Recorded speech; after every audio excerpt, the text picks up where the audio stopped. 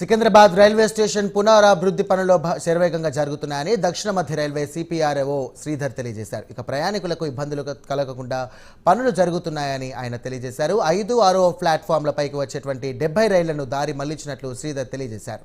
13 రోజుల పాటు ఈ ప్లాట్ఫామ్లు పూర్తిగా నిర్మాణ పనులు జరుగుతాయని ఆయన అన్నారు. ఇక ఆ తర్వాత మరో 2 ప్లాట్ఫామ్లలో రైలు రాకపోకలు నిలిపివేస్తామని తెలియజేశారు. ఇలా దశల వారీగా 100 రోజుల్లో అన్ని ప్లాట్ఫామ్లు పునరాభివృద్ధి పనులను పూర్తి చేస్తామని దక్షిణ మధ్య రైల్వే సిపిఆర్ఓ శ్రీధర్ తెలియజేశారు.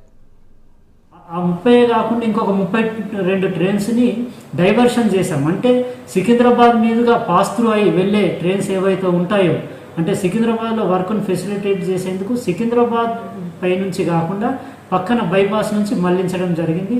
అందులో భాగంగా ముఖ్యంగా నిజామాబాద్ వైపు నుంచి కాజీపేట వెళ్ళే ట్రైన్స్ సికింద్రాబాద్ వచ్చిన తర్వాత అక్కడ ఇంజన్ రివర్సల్ చేయాల్సిన అవసరం ఉంది. ఎందుకంటే direction of the traffic change అవుతుంది.